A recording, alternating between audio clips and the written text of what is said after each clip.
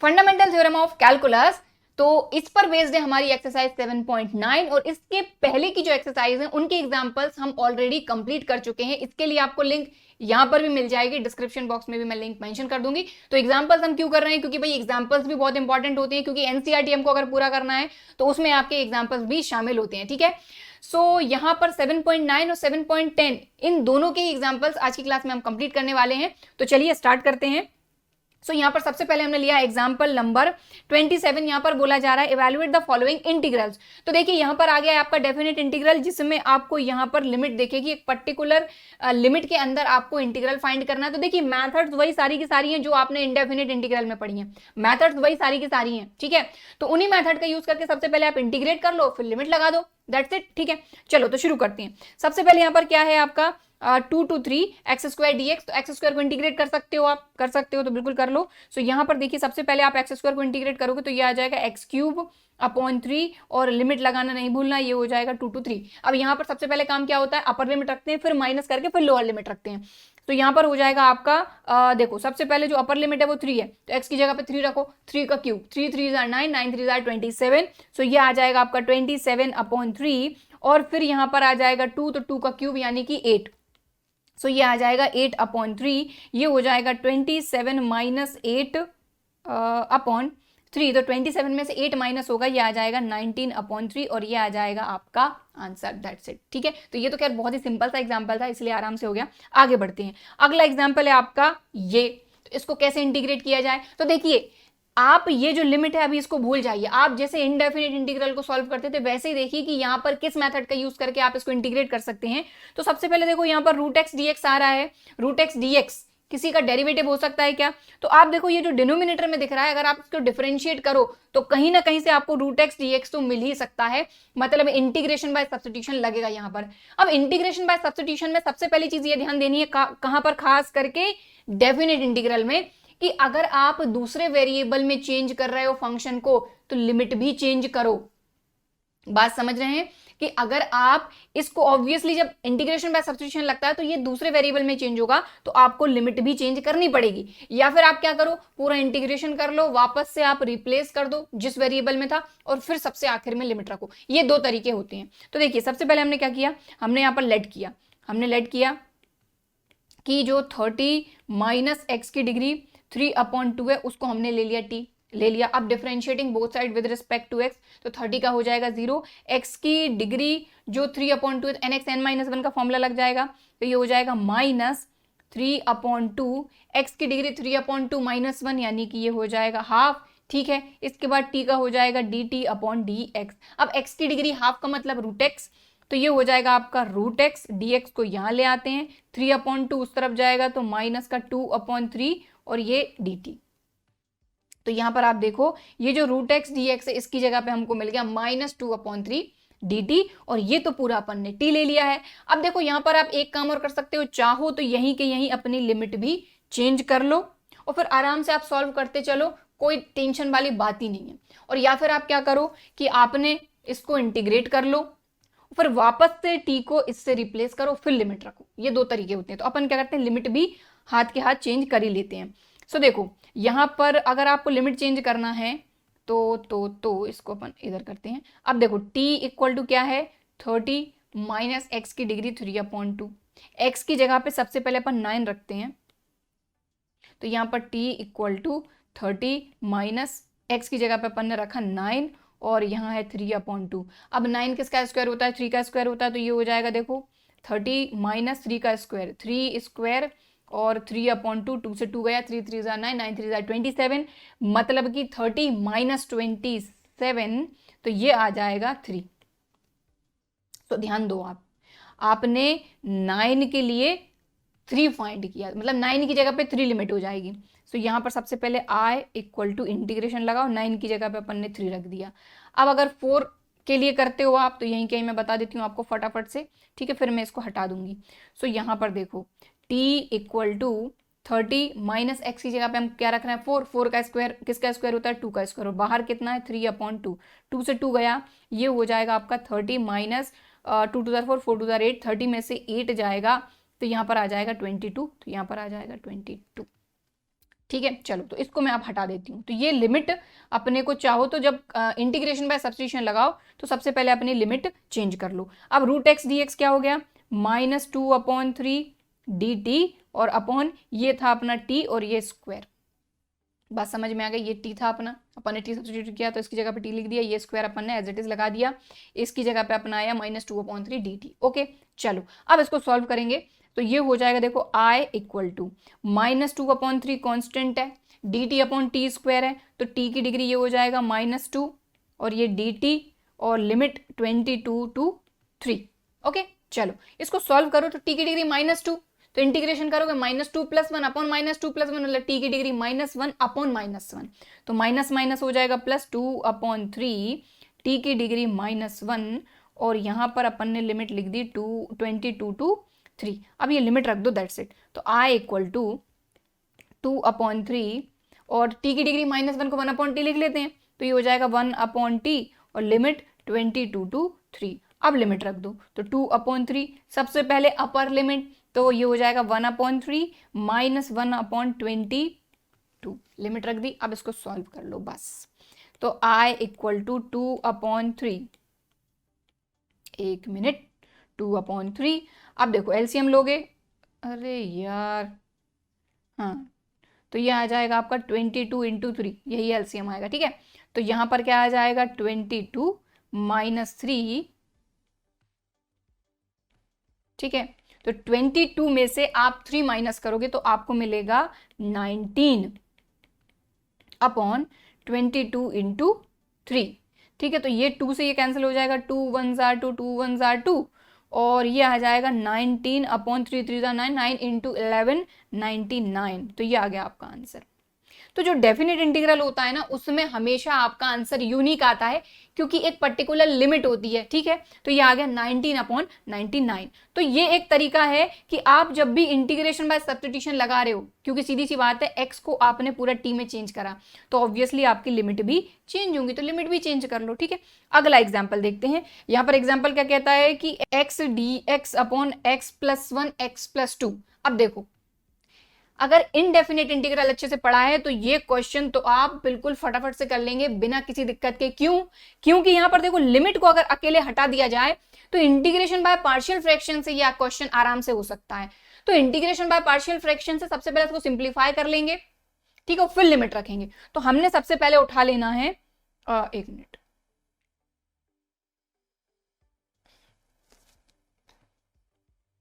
तो हमने सबसे पहले उठा लेना i equal to integration 1 to 2 x/x+1 x+2 और ये dx। ठीक है अब इसमें से अपन ये जो x/x+1 और x+2 है ना, इसको अपन ने कर लिया अलग पार्शियल फ्रैक्शन से, इसको पूरा सॉल्व कर लेंगे। तो ये क्या हो जाएगा, बहुत सिंपल है, सबसे सिंपल वाला है a/x+1 प्लस b/x+2। इसको अपन एलसीएम लेके सॉल्व करेंगे, a और b की वैल्यू फाइंड करेंगे। तो यहां पर देखो ये आ जाएगा a × x+2 plus b × x+1 और डिनोमिनेटर से डिनोमिनेटर कैंसिल हो जाएगा, यहां बचेगा सिर्फ और सिर्फ x। तो ये हो जाएगा x equal to ax+2a plus bx+b और ये हो जाएगा, देखो x वाले टर्म अलग कर लो तो ये हो जाएगा a + b और ये हो जाएगा 2a + b और ये x। अब क्या करेंगे, इंटीग्रेशन बाय पार्शियल फ्रैक्शन पढ़ा ही अपन ने, x के कोफिशिएंट को कंपेयर कर दो, कांस्टेंट को कंपेयर कर दो। तो x का कोफिशिएंट यहां पर देखो, यहां पर x के साथ a + b है और यहां पर x के साथ कुछ नहीं है, मतलब 1 है। सो ये हो जाएगा a + b = 1। अब देखो कांस्टेंट यहाँ पर 2a + b है बट यहाँ कांस्टेंट नहीं है, मतलब 0। सो ये हो जाएगा 2a + b = 0। इन दोनों इक्वेशन को सॉल्व करके अगर हम a और b की वैल्यू ले आते हैं तो हमारा काम आसान। तो हम क्या करते हैं, इनको सब्ट्रैक्ट करते हैं। तो देखो ये माइनस ये माइनस ये माइनस ये cancel, -2a + a minus a = 1, मतलब a की वैल्यू आ गई आपकी -1। b की वैल्यू और फाइंड कर लो। सो यहां से देखो a + b = 1 में a की जगह पे -1 रखा हमने, ठीक है, तो ये -1 अंदर जाके प्लस का 1 तो ये हो जाएगा b = 2। तो a और b की वैल्यू आ गई, यहां पर रख देंगे, रख दें, चलो। सो यहां पर a की जगह पे ये आ जाएगा x upon x plus 1 x plus 2, तो a की जगह पे क्या था -1 upon x plus 1 plus 2 upon x plus 2। तो हमने पार्शियल फ्रैक्शन करके इसको सिंप्लीफाई कर लिया। ठीक है, अब क्या करेंगे, तो देखो इसको हमने ये पूरी वैल्यू उठाई थी, इसकी जगह पे हमने ये लिया था, अब ये हमारा चेंज हो गया किसमें, इसमें, तो इसकी जगह पे ये रख दो, दैट्स इट। और जो लिमिट रखी है उसको एज इट इज रख देना है, दैट्स इट। ठीक, चलो सो यहां पर इंटीग्रेशन कहां से कहां तक था, 1 to 2, तो ये हो जाएगा 1 to 2 x dx upon x plus 1 x plus 2 equal to, ये हो जाएगा देखो integration 1 to 2 -1 dx upon x plus 1 plus 2 constant बाहर कर दो dx upon x plus 2 1 to 2। अब आराम से कर सकते हैं अपन, सो यहाँ पर फॉर्मूला लगा दो, बस काम खत्म। सो ये हो जाएगा देखो आपका minus log modulus x plus 1, limit लगा दो, लिमिट चलो बाद में लगा देंगे, प्लस ये हो जाएगा 2 लॉग मॉडलस x प्लस 2। ठीक है, और ये ब्रैकेट लगाओ, और लिमिट तो दोनों की सेम ही है, तो 1 से लेकर 2 तक ये लिमिट लगा दी। ठीक है, अब लिमिट रख देंगे, देखो तो इसको i लिख देते हैं अपन, i इक्वल टू, अब सबसे पहले लिमिट रखेंगे 2 रखेंगे, तो ये हो जाएगा देखो माइनस लॉग x की जगह पे यहाँ 2 रखेंगे, यहाँ पर x की जगह पे 2 रखेंगे सबसे पहले, तो 2 रखा तो ये हो जाएगा 2 प्लस 1, ये हो जाएगा 3 प्लस 2 लॉग 2 प्लस 2 4, तो अपर लिमिट रख दी। अब माइनस लोअर लिमिट रखेंगे यानी कि 1, तो यहाँ पर 1 रखेंगे तो 1 प्लस 1 2 और 1 प्लस 2 3, तो ये हो जाएगा माइनस लॉग 2 प्लस 2 लॉग 3, तो upper limit minus lower limit. अब इसको सिंपली सॉल्व कर लो, लॉग के कुछ फॉर्मूले लगा दो और अपना काम खत्म। तो ये हो जाएगा माइनस लॉग 3 और ये हो जाएगा लॉग 4 4 जार 16, एन लॉग एम का फॉर्मूला लगेगा एन लॉग एम, तो लॉग एम की डिग्री एन, तो यहाँ 4 की डिग्री 2, तो 4 4 जार 16। ठीक, अब माइनस माइनस प्लस लॉग 2 और प्लस माइनस माइनस ये भी हो जाएगा 3 3 जार 9, तो log 9। Okay, N log M की डिग्री एन का फॉर्मूला लग गया। ठीक है, अब एक काम करते हैं अपन, देखो ये दोनों पॉजिटिव है, log 16 प्लस log 2, तो यहाँ पर log m plus log n का फॉर्मूला लग जाएगा, तो ये हो जाएगा log m प्लस n या log m into n, 16 2 jar 32। अब ये दोनों नेगेटिव हैं, माइनस log 3 माइनस log 9, तो दोनों में से अपन ने क्या करा, माइनस साइन कॉमन लेके यहाँ लिख दिया log 3 प्लस log 9। ओके, दोनों में से माइनस साइन कॉमन ले लिया। अब यहाँ पर log m plus log n का फॉर्मूला लग जाएगा, तो log m into n 9 3 jar 27, तो ये हो जाएगा आपका log 32 माइनस log 27। अब यहाँ पर फिर से एक फॉर्मूला लगेगा log m minus log m upon n, तो ये हो जाएगा log 32 अपॉन 27 और ये आ गया आपका आंसर। Okay, simple. चलो अगले एग्जाम्पल पे चलेंगे हम, तो यहाँ पर देखो एग्जाम्पल अपना वही चल रहा है, उसके अंदर फर्स्ट सेकंड थर्ड पार्ट था, है ना। एग्जाम्पल नंबर 27 में ये फर्स्ट पार्ट था, ये सेकंड पार्ट था, ठीक है। इसके बाद ये वाला अपना पार्शियल फ्रैक्शन से किया, ये थर्ड पार्ट था, और अब इसी का अपन कर रहे हैं फोर्थ पार्ट, राइट, फोर्थ वाला। तो कैसे किया जाए, तो यहाँ पर भी इंटीग्रेशन बाय सब्स्टिट्यूशन का यूज करके अपन इसको सॉल्व कर सकते हैं।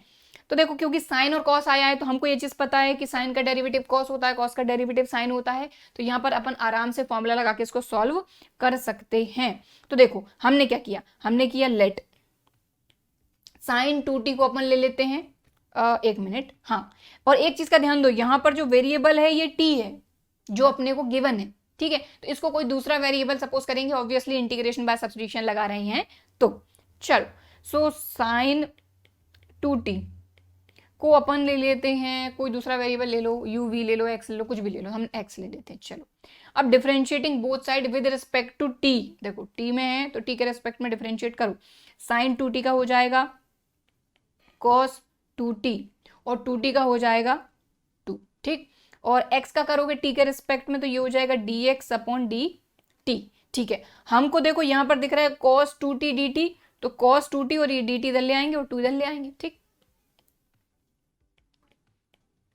तो cos 2t dt equal to dx upon 2। ठीक है, अब एक चीज का और ध्यान दो कि मैंने आपको क्या बताया कि इंटीग्रेशन बाय सब्स्टिट्यूशन लग रहा है तो लिमिट भी चेंज कर लो, ठीक है, स्टार्टिंग में।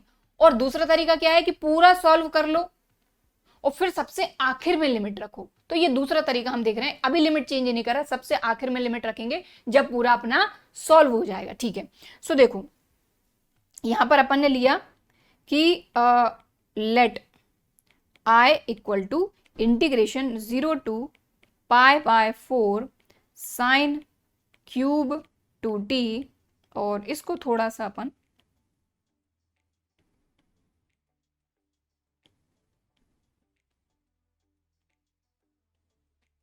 छोटा कर देते हैं। ठीक है, साइन क्यूब 2t और कॉस 2t dt, और इसको दे देते हैं अपन इक्वेशन नंबर 1।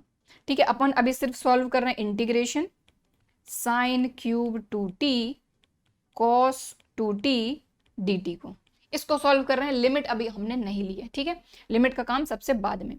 सो यहां पर देखो ये हो जाएगा इंटीग्रेशन साइन 2t को हमने लिया है दूसरा वेरिएबल x, तो ये हो जाएगा आपका x क्यूब, और ये अपना है dx अपॉन 2, तो ये dx अपॉन 2। ओके, सो देखो 1/2 को अपन ने बाहर कर लिया, x क्यूब को इंटीग्रेट करोगे तो ये हो जाएगा x की डिग्री 4/4, और ये आ जाएगा आपका 4 2 8, यानी 1/8 x की डिग्री 4। तो ये क्या आया आपका, इंटीग्रेशन करने पे आपका ये आया। लेकिन सीधी सी बात है, मैंने आपको क्या बताया कि अगर लिमिट स्टार्टिंग में चेंज आपने नहीं करी है तो आपको क्या करना है, इसको वापस से उसी वेरिएबल में रिप्लेस करना है, क्योंकि टी में था क्वेश्चन तो टी में ही ले आओ। तो देखो x आपने किसको लिया था, साइन 2t को, तो x की जगह पे साइन 2t रख दो। चलो, सो ये हो जाएगा आपका 1/8 साइन 2t और डिग्री 4।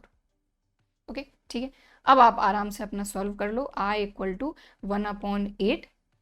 ठीक है, और यहां पर लिमिट रख दो, साइन 2t की डिग्री यहां पे अपन ने 4 लगा दी, और अब लिमिट रखो, क्योंकि देखो टी में क्वेश्चन था, टी में क्वेश्चन था। ठीक है, तो टी में ही अपन को सबसे पहले चेंज करना है और फिर लिमिट रखनी है। और या फिर बेस्ट क्या होता है कि स्टार्टिंग में ही जब भी इंटीग्रेशन बाय सब्स्टिट्यूशन लगा रहे हो स्टार्टिंग में लिमिट चेंज कर लो। ठीक है, जैसा अपन ने इससे पहले क्वेश्चन कर चुके हैं। ठीक है, सो लिमिट क्या थी अपनी 0 टू π/4, सो 0 टू π/4, अब लिमिट रख दो। सो ये हो जाएगा i इक्वल टू 1/8 अपना बाहर है, सबसे पहले अपर लिमिट, तो ये हो जाएगा साइन 2 π/4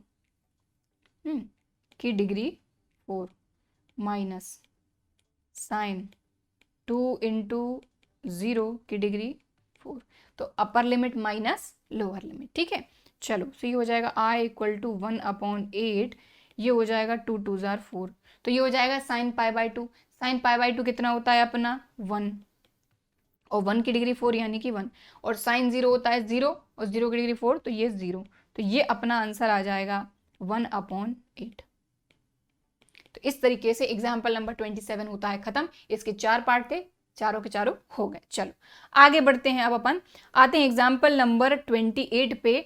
इसको हमको इवेल्युएट करना है, इसकी वैल्यू फाइंड करना है। तो देखिए लिमिट वही है -1 to 1। ठीक है, 5x की डिग्री 4 रूट x की डिग्री 5 + 1। तो देखो कैसे किया जाए, तो इंटीग्रेशन बाय सब्स्टिट्यूशन से होते हुए दिख रहा है, क्योंकि देखो अगर x की डिग्री 5 को आप डिफरेंशिएट करते हो तो ये आएगा 5x की डिग्री 4 nx n - 1, बस काम बन गया। तो ऐसे थोड़ा सा देखना पड़ेगा अपने को, क्वेश्चन बिल्कुल वैसे के वैसे ही होंगे, क्वेश्चन बिल्कुल वैसे के वैसे ही होंगे, अंतर आएगा सिर्फ क्योंकि लिमिट है तो डेफिनेट इंटीग्रल है तो वहां लिमिट तो आनी ही आनी है। चलो, तो सबसे पहले हमने किया let i equal to -1 to 1 5x की डिग्री 4 रूट x की डिग्री 5 + 1 dx। अब इस क्वेश्चन में स्टार्टिंग में ही अपन लिमिट चेंज कर लेंगे क्योंकि वो बेस्ट होता है, ठीक, जब भी इंटीग्रेशन बाय सब्स्टिट्यूशन लगता है। सो हमने किया लेट x की degree 5 + 1 equal to t, differentiating both side with respect to x, तो ये हो जाएगा 5x की डिग्री 4, 1 का हो जाएगा 0, t का हो जाएगा dt अपॉन dx, तो ये हो जाएगा 5x की degree 4 dx equal to dt।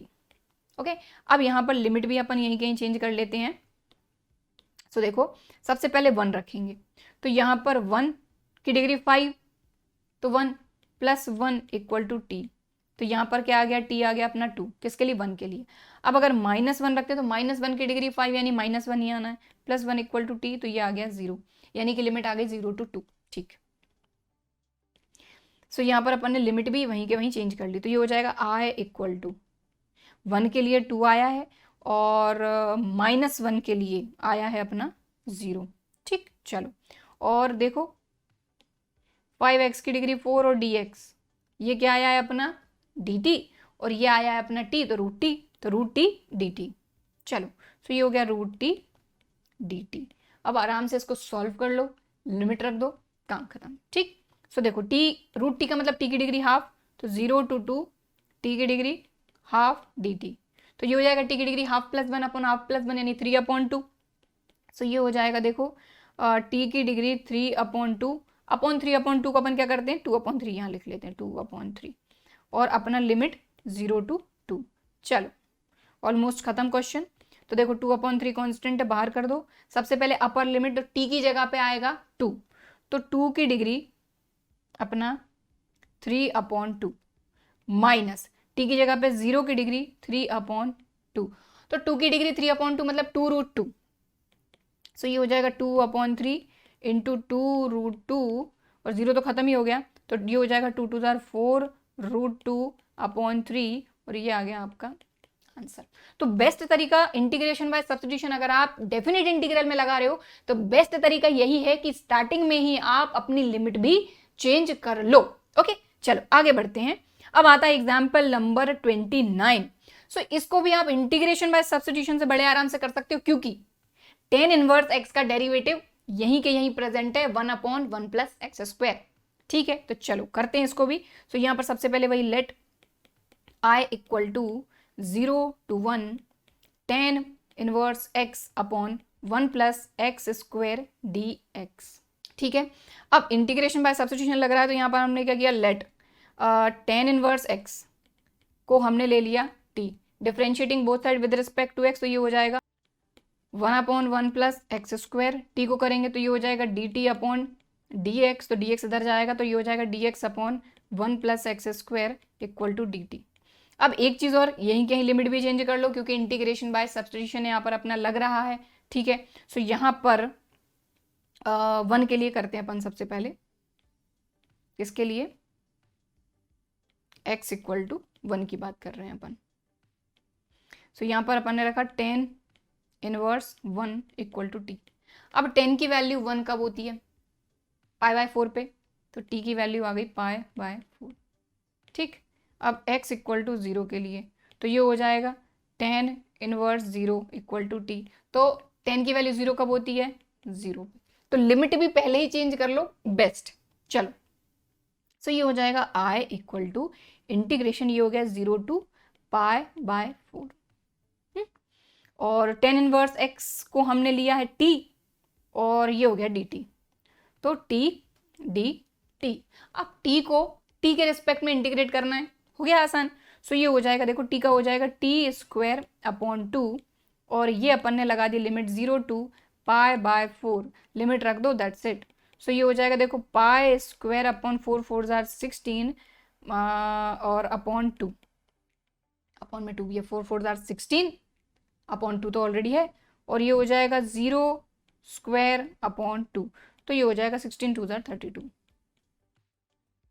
और ये आ गया अपना आंसर, दैट्स इट। ठीक है, तो इतने ही एग्जाम्पल थे हमारी एक्सरसाइज 7.9 और 7.10 में, और आई होप कि सारे एग्जाम्पल समझ में भी आए होंगे और वीडियो भी पसंद आया होगा।